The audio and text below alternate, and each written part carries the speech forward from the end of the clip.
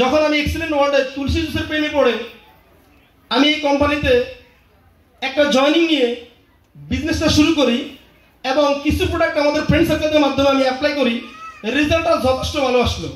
ত্রিপলা powder দিলাম, অনেকের আইবিএসের সমস্যা চলে গেল, অনেকের বন্ধুত্বের সমস্যা ফিমেলকে দিলাম চলে গেল, অনেকের দাম্পত্য জীবনের সমস্যা আমাদের পাওয়ার সুস্কিং দিলাম, আলহামদুলিল্লাহ অনেক বেশি রেজাল্ট এবং হরমোনটাকে ব্যালেন্সে নিয়ে আসলো। মা বন্ধু ছোট বড় 13টারও সমস্যা যে ফিমেল কেয়ারের মাধ্যমে আলহামদুলিল্লাহ আমরা সেবামূলক কাজ করি নাকি? আমাদের নিজস্ব উৎপাদনকারী প্রতিষ্ঠান কিনা সেটা বলেন, অর্গানিক পণ্য ন্যাচারাল পণ্য সমাহার কিনা সেটা বলেন। আমি কোনো কোম্পানি বদনাম করতেছি না, বাট বাংলাদেশের মধ্যে এত বড় ন্যাচারাল প্রোডাক্ট নিয়ে কাজ করার মতো এত বড় কোম্পানি আমি আমার লাইফে দেখি নেই। এটা আমার ব্যক্তিগত মতামত আমি বললাম, আপনারা মিলিয়ে নিন। এবং টাকার বিনিময়ে পণ্য কোনো ঝুঁকি আছে? আলহামদুলিল্লাহ আমরা সরকারকে ব্যাট দিই এবং সকল লিগেল ডকুমেন্টস সবকিছু মেনটেন করি।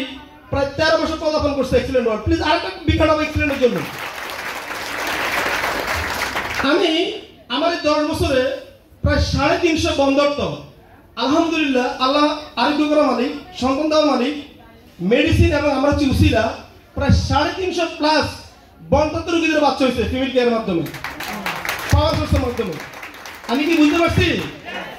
অসংখ্য মানুষের সর্বমূল্যের প্রবলেম সলিউশন সাহায্যের মাধ্যমে।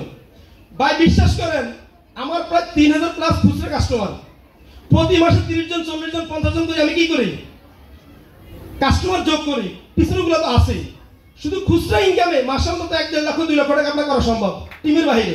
আমরা কি করব? তা আমি যখন 2 লক্ষ টাকা রানিং ইনকাম রেখে এক্সিলেন্ট ওয়ার্ল্ডে আসি, আমার ফ্যামিলি আমাকে নিয়ে সমালোচনা শুরু করলো। এর জিনে ধরছে, বুঝে ধরছে, কেউ তো তাবিজ করছে, ওর ভালো কেউ দেখতে পারে না।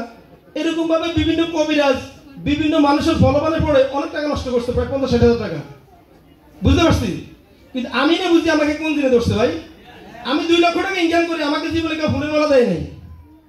এখানে দেখতেছি ফুলের মালা, এখানে সংবর্ধনা, সম্মান, টাকা, ইনকাম, সেবামূলক কাজ, সকল ধর্মের সকল গোত্রের সর্বশ্রেষ্ঠ সেবা মানব সেবা, মানুষের উপকার করা, ঠিক কিনা সেটা বলেন? তো সেবার মাধ্যমে গাড়ি পাওয়া যায়, সেবার মাধ্যমে বাড়ি করা যায়, সেবামূলক কাজের মাধ্যমে দোয়া তো নেওয়া যায়, দুনিয়া এবং পরকাল দুইটার জন্য উপকার কিনা? নাজাতের উসিলা কিনা? তাহলে আমরা কি ভালো কাজ করতেছি না খারাপ কাজ করতেছি? বাট অনেক নিন্দুকের এটা সহ্য হবে না। আমি যখন গাড়ি অ্যাসিড করলাম, আমি 10 বছর পরে আমার আত্মীয় স্বজন রিলেটিভদের অনুভূতি নিলাম যে আপনারা কি রাইটে ছিলেন না আমি রাইটে ছিলাম? বলতেছে আমরাই বলেছিলাম তুমি রাইটে ছিলা। তো বলতেছি তাহলে একটু সরি বলেন। তো 3 বার সরি বলাইছি আর কি। বুঝতে পারছি? সরি না বললে গাড়ি উঠতে দিব না। অনেক দুধের মাছি তৈরি হয়েছে এখন ভাই। ভয় করে হিসাব রাখছিলাম কিন্তু ক্ষমা করে দিচ্ছি। দিল নরম তো। অ্যাক্সিডেন্ট মানে চমৎকার, আমরা চমৎকার ভাবে কাজ করবো, চমৎকার ভাবে চলবো, চমৎকার ভাবে মানুষকে ক্ষমা করবো নাকি? ক্ষমা যেহেতু মহত্বের গুণ। তো যাই হোক জিনবুদ সব ওনাদের ব্রেনে যা ছিল পরক্ষণে দেখলো কখনো টাকা পয়সা দিয়ে তো জিনবুদ দৌড়ানো হচ্ছে না, এটা আসল বুধে ধরছে। 1 মাস 2 মাস 3 মাস 6 মাস ইনকাম কম হয়েছে, বেসমেন্ট মানে বেসমেন্ট তৈরি করতে সময় লাগছে।